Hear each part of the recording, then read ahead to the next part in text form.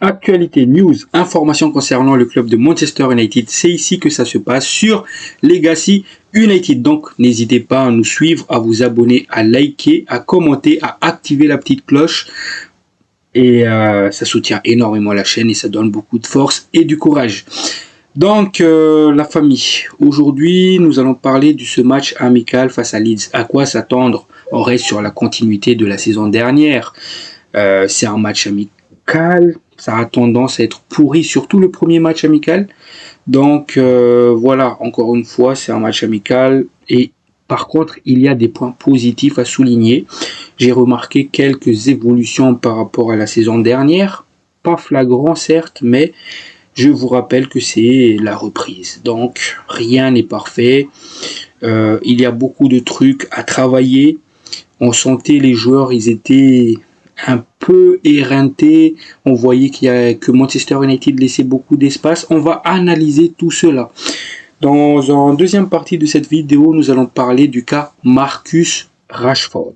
Sur ce, bon visionnage à vous. La famille, bonjour à vous, j'espère que tout va bien pour vous. Pour ce qui est de ma part, je vais bien. Donc, comme je l'ai dit tout à l'heure, nous allons voir quelques points ensemble aujourd'hui, notamment ce débrief contre Leeds United, le rival, et le cas Marcus Rashford. Mais avant de commencer, j'ai sélectionné 2 commentaires et je vais y répondre avec vous. Donc, premier commentaire du jour. Ça vient de 7-7. C'est même pas une priorité. C'est-à-dire, c'est par rapport, en fait, au post que j'ai parlé hier dans ma dernière vidéo, comme quoi que la prochaine cible de Manchester United, c'était forcément l'attaque, parce que c'était ce qui circule en interne actuellement. Manchester United veut vraiment un attaquant, c'est une priorité pour eux. Donc c'est pour cela que j'ai dit ça hier. Et je suis d'accord sur le fait que l'attaque, c'est pas vraiment une priorité, parce que on peut faire quelque chose. On peut jouer avec un Zirkzee, un Mbeumo en 9 et avoir un Amad Diallo plus haut, c'est-à-dire en tant que numéro 10. Et d'ailleurs, je le trouve bien meilleur à ce poste-là. Mais bon, si on signe Mbeumo Kounha, et que si on va signer un numéro 9 derrière, c'est que Amad Diallo, il va potentiellement jouer en tant que piston. Donc voilà, et d'ailleurs sur ce match face à Leeds, je le trouvais bien en jambes Amad Diallo, et je pense aussi qu'il est très très bon à ce positionnement là. Amad Diallo, les gars, c'est vraiment le couteau suisse, il est bon partout. Bref, on va y revenir juste après. Du coup, pour lui, c'est au milieu qu'on galère. En attaque, c'est bouché. Je suis tout à fait d'accord, comme je l'ai dit, dans ce milieu de terrain, il manque de complicité, il manque d'homogénéité, bref. Il y avait un mot que j'ai utilisé pour décrire cela, mais j'ai un trou, je me rappelle plus. Il manque vraiment de complicité, c'est-à-dire d'homogénéité, c'est-à-dire avec Bruno Fernandes, il n'y a pas de joueur compatible avec lui pour jouer au milieu de terrain. C'est ce qui manque à ce milieu de terrain-là.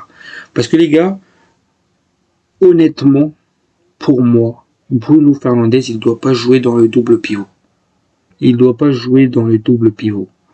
Je préfère qu'il joue en tant que numéro 9, c'est pas grave. Mais dans le double pivot, je veux 2 milieux de terrain qui sont complémentaires. C'est tout ce que je demande. Et oui, je suis tout à fait d'accord, le milieu de terrain, c'est un vrai chantier côté Manchester United. Et il faudrait se pencher sur le dossier. Voilà. Deuxième commentaire du jour, ça vient de Félix Conan. Salut les gars, là il y a Richarlison qui est courtisé par la Roma. Ils sont en pole position pour le recruter. Je ne comprends pas pourquoi on n'entend plus parler de ce cas à Manchester United.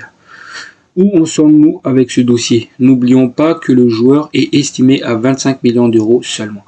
Je suis tout à fait d'accord, et surtout salut Conan. Je suis tout à fait d'accord. Il faut savoir une chose les gars, c'est qu'il y a vraiment un réel intérêt de Manchester United pour Richarlison. Mais ils n'ont rien fait jusqu'à maintenant. Pourquoi? Parce qu'ils voulaient d'abord boucler le dossier Mbeumo. Je ne serais pas étonné que Manchester United, justement, va essayer de devancer la Roma pour signer Richarlison. Parce que par rapport au prix demandé par Palmeiras qui est à 26 millions de livres sterling et par rapport au talent du joueur, c'est vraiment une affaire en or. Et je vois mal Manchester United passer à côté de cette occasion, surtout dans une période où on n'a pas d'argent. Donc les gars, moi je pense sérieusement que Manchester United va faire une offre pour Richard Rios, peut-être la semaine prochaine, pour essayer de devancer la Roma. Donc, pour le moment, il n'y a pas de news qui circule concernant ce dossier-là. Ça, c'est vraiment mon ressenti, les gars. C'est vraiment ce que je pense. Je pense que Manchester United va faire une approche. Pourquoi? Parce que Christophe Vivell, Jason Wilcox, c'est un grand admirateur du joueur. Et surtout, c'est un profil que Ruben Amorim a validé. Et là, c'est très, très important. C'est pour cela que je pense que Manchester United va formuler une offre. Voilà, tout simplement. Et si j'ai d'autres retours par rapport au dossier Richard Rios, évidemment les gars, je vais vous faire des vidéos. Moi, vous le savez déjà, j'ai fait une vidéo spécialement pour Richard Rios il y a de cela quelques semaines où j'ai vraiment expliqué le talent du joueur. C'est vraiment un joueur qui me séduit. Après, il y a aussi le dossier Baleba. Baleba aussi, c'est un très très bon joueur. Mais voilà, ça va coûter cher, on n'a pas d'argent. C'est pour cela les gars que Richard Rios, c'est vraiment l'alternative idéale. Et surtout, je pense que ça pourrait être le joueur compatible avec Bruno Fernandes. Parce que je pense que Ruben Amorim, malheureusement, il va continuer à jouer avec un Bruno Fernandes au milieu du terrain. C'est ce que je pense. Je pense pas qu'il va essayer un Bruno en tant que numéro 9. Maintenant, il faut faire confiance à Ruben Amorim parce que s'il est buté à faire jouer justement Bruno Fernandes dans ce double pivot, c'est qu'il voit qu'il a vraiment le potentiel pour le faire. Donc voilà, tout simplement. Maintenant, on va revenir sur ce match face à Leeds United. 0-0.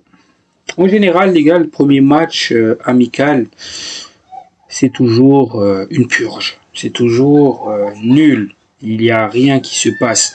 Et on est sur la continuité de la saison dernière. Mais, cette fois-ci, on a eu l'occasion de voir nos nouveaux recrues. 2 de nos nouveaux recrues, parce qu'il n'y avait pas Bemont. Bref, à quoi s'attendre? Déjà, il faut savoir une chose. Lors de l'interview d'avant-match de Ruben Amorim, il avait parlé du fait que c'est l'occasion pour lui de tester différents joueurs à des différentes positions pour savoir où est-ce qu'ils seront le plus à l'aise pour jouer, tout simplement. Et aussi, il a rappelé qu'il veut faire plaisir aux fans et que c'est vraiment le moment idéal pour préparer le groupe pour être prêt pour la première ligue. Évidemment, les gars, que l'équipe, elle n'est pas prête. Elle n'est pas prête. On a remarqué ça pendant le match, qu'il y avait un écart entre le milieu de terrain et l'attaque, c'est-à-dire ça ne suivait pas. Il y avait toujours un décalage. Et derrière, on s'exposait au contre. On a vu ça en deuxième mi-temps surtout. On se faisait trop facilement percer. Mais bon, du coup, si on va revenir sur la composition que Ruben Amorim nous a proposée. Ceci. Bayendir au goal, parce que je vous rappelle qu'il y a Onana blessé. Et d'ailleurs, les journalistes lui ont posé de la question concernant Bayendir. Ils l'ont demandé, c'était vraiment la chance pour Bayendir de briller du coup, vu que Onana ne sera pas là. Et Ruben Amorim a répondu une masterclass, parce qu'il disait, non seulement c'est sa chance, mais aussi ça sera la chance de Eton, la chance des jeunes. Donc, je garde espoir pour voir un Vitek. Mais même les gars, si on va revenir sur le match de Eton, les arrêts qu'il a fait, il a fait les bons arrêts. Je suis prêt aussi, si on n'arrive pas à recruter de gardien de but, de mettre Eton numéro 1 la saison dernière. La saison qui arrive. Putain, pourquoi je suis encore sur la saison dernière? Bref, il faut que je commence à tourner la page de cette saison catastrophique. Mais... parce que les gars, Eton, sur ce match-là, il était vif, il a fait les arrêts qu'il faut, il était vraiment le sauveur, parce que on aurait pu perdre ce match-là. On aurait pu perdre ce match-là, parce qu'on se faisait percer trop facilement. Et combien de fois les joueurs de Leeds United se sont retrouvés face à Eton. Et à chaque fois, il l'a sorti. Je suis désolé les gars, je suis pas un hater de Onana, mais quand je vois ce match-là, je vois un Eton bien plus fort, beaucoup plus fort que Onana. C'est pour cela que je dis, si jamais on ne le recrute pas, bah, je préfère voir Eton en tant que titulaire pour la saison prochaine, pour la saison qui arrive. Bref, donc c'était Bayandir en première mi-temps. Évidemment, en deuxième mi-temps, il était remplacé par Eton. La défense, lors de la première mi-temps, c'était Mazraoui, De Ligt, Luc Shaw. Mazraoui, De Ligt, c'était plutôt solide, mais Luc Shaw, des erreurs de placement. Ça, c'est quelque chose que j'ai remarqué. Il faisait toujours des erreurs de placement. Des fois, ses relances, les gars, c'était catastrophique. Tu te dis, c'est un joueur expérimenté qui fait ce genre de relance. À chaque fois, il essayait de trouver quelqu'un et il tentait des passes impossibles. Et surtout, il se fait dominer facilement sur les duels aériens. Et, ok, il est petit, les gars, mais regardez, Licha, il est petit, mais il a du vice. Tu vas pas venir le défier comme ça sur des duels aériens, Licha. Parce qu'il a du vice. Et ça, c'est quelque chose qui manque à Luc Shaw. C'est pour cela que pour moi, Luc Shaw, en tant que DC, non merci, les gars. Non merci. Moi, je veux pas voir Luc Shaw, même pour dépanner sur cette position-là. Parce qu'il est trop nul. Il est nul sur cette position-là. Peut-être que c'est moi, les gars, qui fait ce genre de focus-là, mais moi, c'est quelque chose vraiment de flagrant. J'ai remarqué ça lors de la finale face à Tottenham, et j'ai remarqué ça aujourd'hui. Peut-être qu'il va évoluer sur ce poste-là. Après, je vous rappelle que c'est pas ça, le poste de Luc Shaw de base, défenseur central. Il nous dépanne juste sur cette position-là. Et sinon, c'est clair que Ruben Amorim ne veut pas jouer avec Luc Shaw en tant que piston. Donc, pourquoi il reste à Manchester United? Parce que Luc Shaw, je suis désolé, si Martinez est de retour, Luc Shaw, il n'est même pas premier choix de Ruben Amorim. Si j'étais à sa place, je penserais à quitter le club quand même. Donc, voilà. Donc, les deux pistons, c'était Amad Diallo, Diogo León. Concernant, du coup, Amad Diallo, ben... c'était fidèle à lui-même, hein. C'est-à-dire que cette saison encore, on va se régaler. Il va nous faire du bien. J'espère juste qu'il va pas se reblesser cette saison. Sinon, je vais revenir vraiment sur le match de Amad Diallo juste après. Diogo León, c'était plutôt timide, naïf même, je dirais. Du coup, double pivot proposé par Ruben Amorim, c'était Casemiro, Bruno Fernandes. Les gars, je comprends pas les gens sur X, sur les réseaux sociaux, etc. Ils font un rabashing en disant que le match de Casemiro était catastrophique. Et à côté, ils oublient le match de Bruno Fernandes.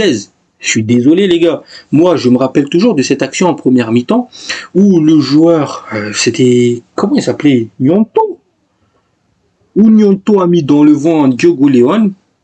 Et t'as un Luc Shaw qui se perd dans le placement. Je me rappelle de ce sprint de Casemiro justement pour tacler, pour empêcher le but. Ou le centre, je ne me rappelle plus. Je me rappelle de cette action-là. L'année dernière, les gars, Casemiro, il n'avait pas les jambes pour faire ce genre de course. Et pour moi, ça, c'est des petits détails comme ça. Et je garde espoir pour cette saison-là. Cette saison qui arrive, je garde l'espoir. Parce que Casemiro, il a retrouvé le physique d'un joueur de foot. Il pourrait faire des grandes choses cette saison. Il est prêt physiquement. Il voulait tenter des choses, mais il n'a pas forcément réussi à tout ce qu'il voulait tenter. Je me rappelle aussi de cette action offensive de Casemiro, où il fait cet appel où il plonge derrière la défense, et il est parfaitement servi par un Amad Diallo. Et là, il tente un centre, c'était dévié malheureusement. Et que Diogo León derrière, surprise, il ne s'est pas attendu à ce que la balle retombe sur lui. Et il foire sa frappe. Je me rappelle de cette action-là. Casemiro, il a proposé des choses. En fait, ok, c'était pas parfait. Ok, c'était faible. Mais les gars, n'oubliez pas qui était nul dans ce match-là aussi. Hein. Je ne comprends pas pourquoi certaines personnes ils font le focus que sur Casemiro. Que sur Casemiro. N'oubliez pas Bruno Fernandes, les gars. Combien de passes faciles il a raté aujourd'hui? S'il vous plaît. Cette passe où il fait, tu sais même pas à qui il voulait faire cette passe-là, à Diogo León ou à Matheus Cunha. Elle est forte la passe entre les deux joueurs. Il y a aussi une autre passe. Combien de balles il a perdu Bruno Fernandes aujourd'hui? Combien de balles? Évidemment, après le match, Ruben Amorim, il parlait de connexion, qu'il n'y avait pas encore la connexion entre ces trois joueurs-là. Et je suis d'accord avec cela, mais l'année dernière aussi, ce problème de perte de balles, c'est toujours un problème récurrent chez Bruno Fernandes.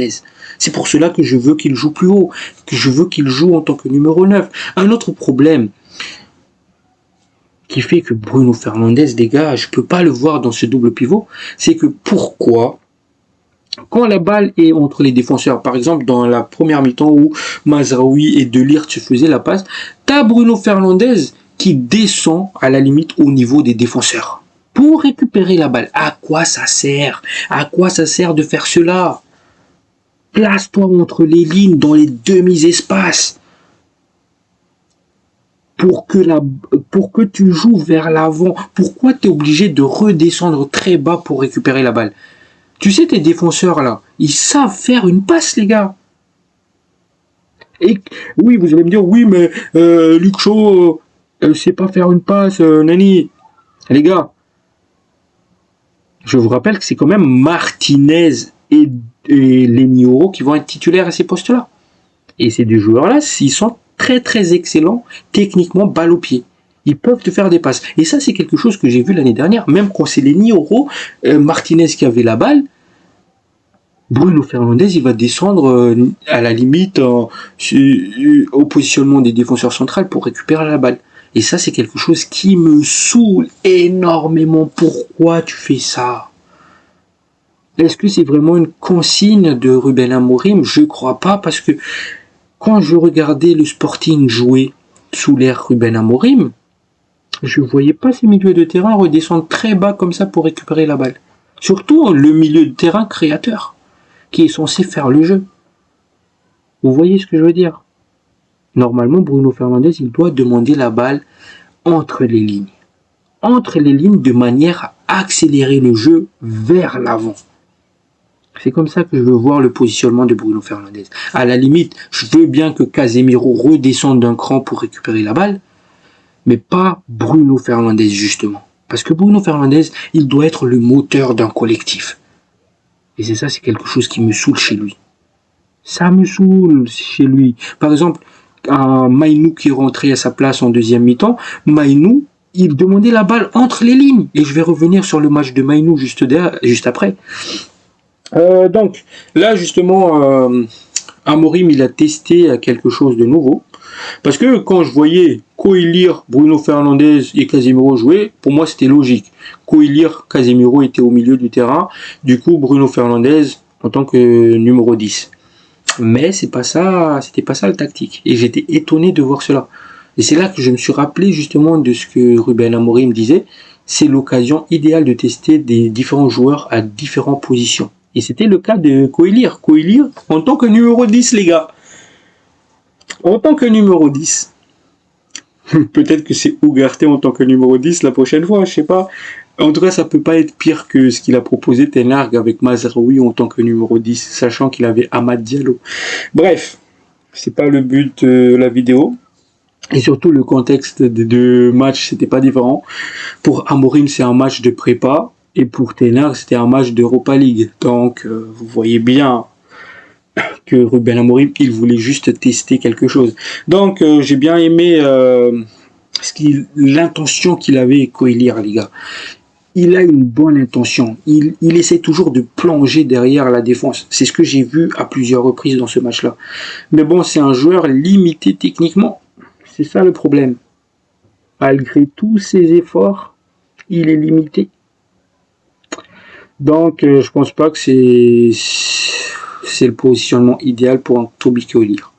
Je pense que un des positions où il pourrait briller, peut-être en défense, défense centrale. Parce qu'il est dur sur l'homme. Donc voilà. Matheus Cunha, bon match dans l'ensemble. Je vais juste revenir après. Après, Shido Obi, naïf aussi. Je me rappelle toujours de cette action. Il fait tout bien, mais il aurait dû laisser cette balle à Cunha. Parce que Cunha était prêt à frapper. Le joueur trop égoïste, il voulait marquer, alors qu'il n'était pas dans la bonne position. Il fallait laisser la balle à Cunha. Dans cette position-là, les gars, tu es obligé de donner cette balle-là à Cunha. Il fallait que tu le laisses tirer, tu te décales. T'es dos au but, mec. Et tu tentes quand même de tirer alors que tu vois très bien Cunha. Et j'ai bien aimé la réaction de Cunha, justement, un petit coup de gueule en disant « laisse la balle ». Il faut pas être égoïste comme ça, t'es jeune, encore une fois. Je vais pas être très très dur avec toi, mais ça c'est quelque chose que nos joueurs, ils doivent corriger. C'est ce côté égoïste. Donc voilà. Donc, comme je l'ai dit tout à l'heure, c'était l'occasion pour nous de observer deux de nos recrues, Matheus Cunha et Diogo León. Donc, on va tout d'abord faire focus sur le match de Diogo León. En soi, les gars, c'est un joueur intéressant qui a des qualités, on le remarque. Physiquement, le joueur, il est prêt. Il a une bonne physique pour un joueur de 18 ans et on voit qu'il a des qualités techniques, notamment sur cette action en première mi-temps où il va percer la défense et il va glisser cette balle de manière intelligente à Matheus Cunha. Ça c'était bien joué. Mais dans ce match-là, je l'ai trouvé naïf, surtout défensivement. Il s'est fait prendre très très facilement. Donc pour moi, en conclusion, c'est que sa première avec Manchester United, pour moi, c'était un échec. C'était un échec, mais il y a des points positifs à souligner, c'est que il est puissant, il est technique, mais il était timide. Et je pense que justement, Diogo León, quand la connexion va s'établir, petit rappel les gars, il évolue en Paraguay, un petit championnat. Donc il arrive dans un club comme Manchester United, évidemment il lui faut ce temps d'adaptation.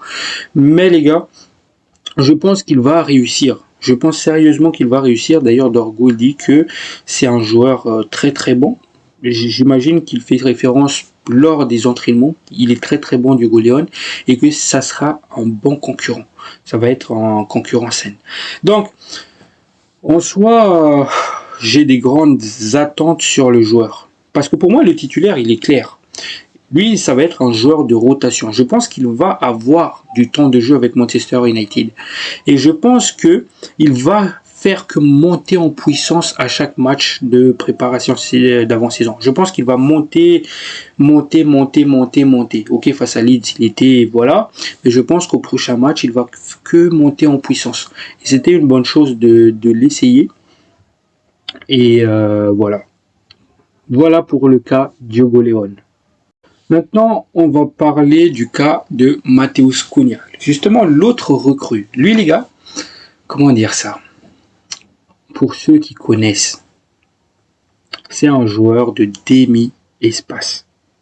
Si tu le trouves dans cette zone du terrain, dans ce truc-là, dans le demi-espace, il va te faire mal, il va te tuer. Impossible de lui prendre la balle, c'est un danger. Et dans les rares occasions où on a trouvé Matheus Cunha dans les demi-espaces, c'était les moments où il a le plus brillé, tout simplement les gars. Donc les gars, il a fait vraiment un match très très intéressant. Dribbleur, provocateur, il perce la défense en jambes. C'est une très belle recrue. Je suis content les gars, il a fait un bon match. Et ça, les gars, premier match avec Manchester United. La connexion n'est pas encore au top. Le joueur, il te fait quand même un match. C'est pas ok, c'est pas encore un très très grand Matheus Cunha, mais il te sort un match de dingue. C'est une belle recrue. Tout simplement, les gars, j'ai pas le mot pour le décrire. Il était époustouflant. Il aurait pu mettre son petit but si justement Obishido lui a pas enlevé ce but-là, parce que pour moi, c'était un but logique pour Matheus Cunha. Parce que Obishido, il n'a pas le droit de faire cela. Il n'a pas le droit parce qu'il est dos au but. il essaie de se retourner, sauf que Matheus Cunha, il voit tout ce qui se passe, il est prêt à enrouler. Il y avait le 1-0 à ce moment précis-là. Donc les gars, c'est vraiment un joueur qui va changer beaucoup de choses à Manchester United. C'est ce qu'il nous fallait, des joueurs de demi-espace comme Matheus Cunha. Surtout, c'est le spécialiste dans le domaine. Donc, voilà. Il n'y a pas d'autre mot pour le décrire. Cette saison, on va avoir du grand Matheus Cunha. Et je suis très très content qu'il montre ce genre de performance sur le terrain. Sur ce les gars, j'ai pas finalement beaucoup de choses à dire. Toutes les qualités de Matheus Cunha, on le connaissait. Et pour moi, du moment qu'il a fait un grand match, ça j'aime beaucoup. Imaginez un peu les gars s'il y avait une connexion d'établie entre les deux joueurs, c'est-à-dire entre Bruno Fernandes et Matheus Cunha. Je pense vraiment que ça sera la clé. Il faut éviter que Bruno Fernandes et Matheus Cunha ils essaient de trouver une connexion. Si ces deux joueurs-là, les gars, ils trouvent la connexion, ils trouvent la bonne formule, et surtout si Ruben Amorim, il sait vraiment comment utiliser ces deux joueurs-là, je pense que on va faire une grosse saison. Parce que de l'autre côté, les gars, on va avoir Bemont. On va pas avoir Coelir comme lors de cette première mi-temps. Bref, blague à part. Sur ce, on va direct passer sur un autre joueur qui était bien en jambes, Amad Diallo. Les gars, encore une saison qui arrive où Amad Diallo va nous régaler. Encore une saison où Amad Diallo va taper City. Amad Diallo, les gars, très très fort. Très très fort. Il a du vice, ce joueur. Il a du vice, il est intelligent. Il tente des choses, il perce, il dynamise le jeu. C'est vraiment une pile électrique, ce gars-là. Une pile électrique. J'ai pas d'autres mots pour le décrire. C'est vraiment le feu follet qui va tenter des choses, qui va t'amener ce côté de folie. Et c'est ce qu'il a fait aujourd'hui. Il a encore amené ce côté folie.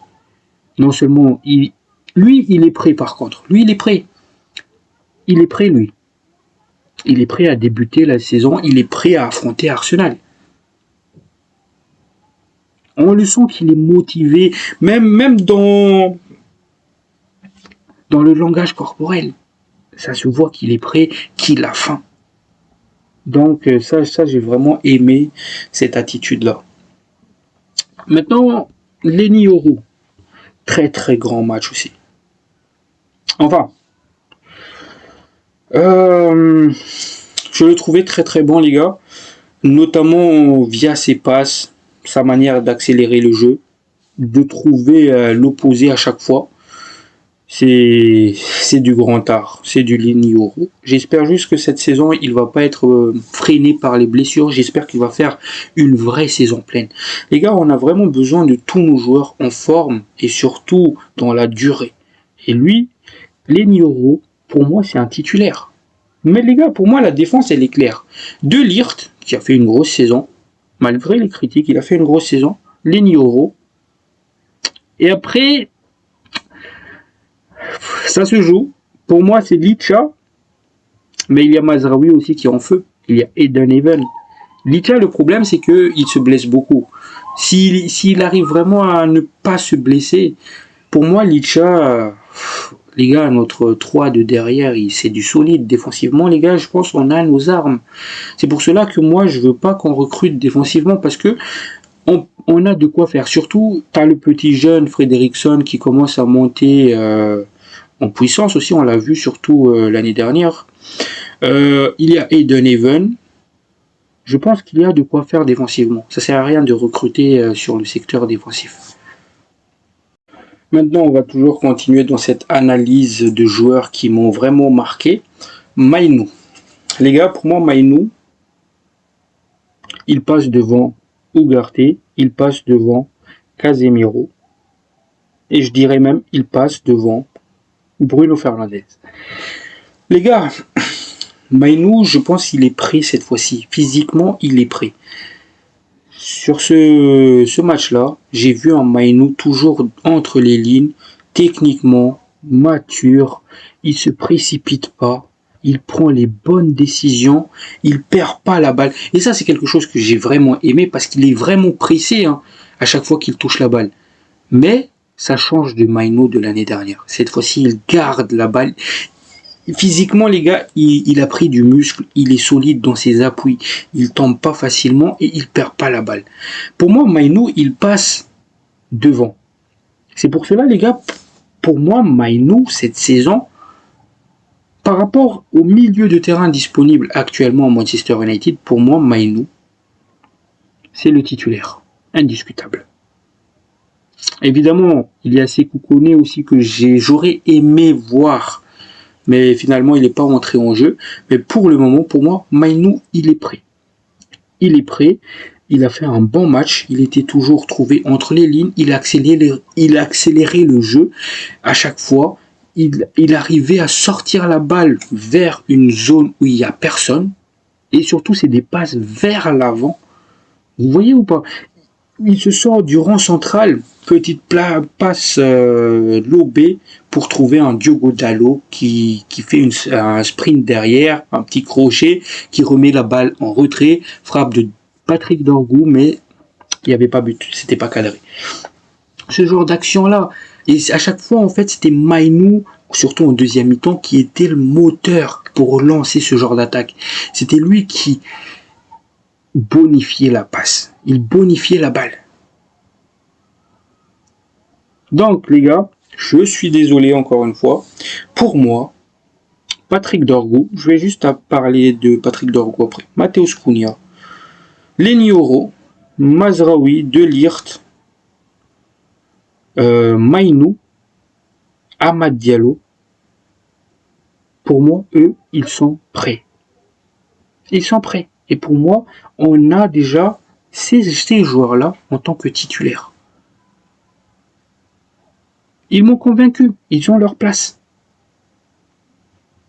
Maintenant, attention les gars, j'espère que Maïno, il va faire que monter en puissance lors de cette préparation de l'avant-saison, comme la majorité partie des joueurs. Mais sur ce match face à Leeds, ces 7 joueurs-là, c'est vraiment les joueurs qui se sont démarqués. C'était eux le point positif lors de ce match-là. Ils ont vraiment proposé quelque chose d'intéressant. Donc voilà. Du coup, l'autre joueur qui était intéressant, évidemment, c'est un Patrick Dorgu. Patrick Dorgu, c'est un titulaire en puissance. Là, je le dis aujourd'hui, c'est un titulaire en puissance. Vous avez vu le match de Patrick Dorgu, les gars? Vous avez vu le match de Patrick Dorgu? Ça se voit qu'il a travaillé. De 1, ça c'est quelque chose que j'ai remarqué, ça se voit qu'il a travaillé. Les centres, ok, c'était pas encore précis, mais vous voyez, hein, les centres de Patrick Dorgu de la saison dernière, c'était facile pour le gardien de le capter. Cette fois-ci, il fait plutôt des belles centres fouillants pour que le gardien de but n'arrive pas à capter la balle. Ok, c'est pas encore précis, mais ça se voit qu'il a travaillé ce domaine-là. Et l'autre domaine, du coup, c'est que Patrick Dorgu tente de plus en plus de frappes. Vous imaginez? Rien qu'avec ces deux trucs-là, ajoutés avec ces qualités qui étaient déjà présentes la saison dernière, ça va faire que c'est un titulaire en puissance. Ce côté gauche, ça va être très très dur de détrôner Dorgu, selon moi. Qu'est-ce que les gars qui fait que Hakimi, Nuno Mendes deviennent les meilleurs pistons latéraux, si vous voulez, au monde? C'est parce que non seulement ils sont bons défensivement, ils sont rapides, mais ils sont capables aussi de finir les actions. Patrick Dorgu, aujourd'hui, il a bien dynamisé son côté, il perçait la défense, il fait des centres, et surtout, il tente des frappes. Il a tenté 3 tirs, les gars. Patrick Dorgu de la saison dernière, il tente qu'un tir par match, grand max. Il était intéressant, il perdait pas la balle, il gardait la balle. Les gars, c'est un titulaire en monstre. C'est un monstre, Patrick Dorgu. Et moi, je l'ai déjà souligné la saison dernière. Ce gars-là, les gars, il faut le surveiller. Il a un grand potentiel. Il a un potentiel de dingue. Et je vois qu'il l'a exploité et il a travaillé ses faiblesses. Maintenant, tout n'est pas parfait, encore une fois, il lui faut des ajustements. Pareil, je veux que ce joueur-là, il monte en puissance aussi. Il faut qu'il monte en puissance. Moi, je suis confiant, les gars. Ok, c'est un 0-0. Ok, tout n'était pas beau, tout n'était pas rose. Mais il y a, vous voyez ce genre de joueurs, les joueurs que je viens de citer, ils étaient déjà bien en jambes et on voit qu'ils étaient déjà prêts. Donc voilà. Maintenant, pour finir cette vidéo, pour conclure en beauté, where he go pour Marcus Rashford au FC Barcelone. Attention, c'est pas une vente. Prêt avec option d'achat. Les gars, ils étaient prêts à payer Nico Williams. Ils étaient prêts à payer Luis Diaz. Et nous, on se laisse faire derrière. On accepte un prêt avec option d'achat.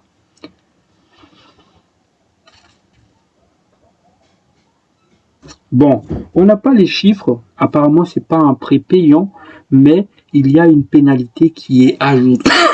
Pardon, qui est ajouté dans cette dossier, un peu comme le cas Sancho. C'est-à-dire que si FC Barcelone n'active pas l'option d'achat, il doit nous payer une somme. La somme, elle est de combien? Ça, j'en sais rien pour le moment, mais je pense que ça va pas tarder à sortir les chiffres. Mais en tout cas, concernant Marcus Rashford, il est prêt à baisser. Il a baissé d'ailleurs son salaire pour rejoindre le FC Barcelone. Donc je vous dirais les gars, bon débarras. Maintenant, combien de pourcents de son salaire le FC Barcelone est prêt à prendre en charge et surtout l'indemnité, la pénalité, elle est de combien? Parce que les gars, une pénalité de 5 millions de livres comme on avait mis à Sancho, ça c'est très peu. Parce qu'il faut vraiment mettre en place une pénalité qui va un peu les obliger à acheter le joueur. Maintenant les gars, j'espère vraiment que Rashford il va crever les écrans au FC Barcelone. Parce qu'il le répète depuis plusieurs mois, il veut jouer avec Lamine Yamal, nani. J'espère que tu vas crever les écrans là-bas. Je te souhaite que du bonheur là-bas. Parce que les gars, si tu crèves l'écran au FC Barcelone, ils vont activer ton option d'achat et on aurait l'argent.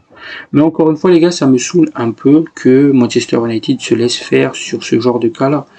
Il faut pas être aveugle pour remarquer, ils étaient prêts à payer Nico Williams les gars. Ils étaient prêts aussi à payer Luis Diaz à 75 millions de livres. Et pour payer 40 millions de livres pour Marcus Rashford, ils n'étaient pas prêts. Ça me saoule un peu, ça m'énerve un peu.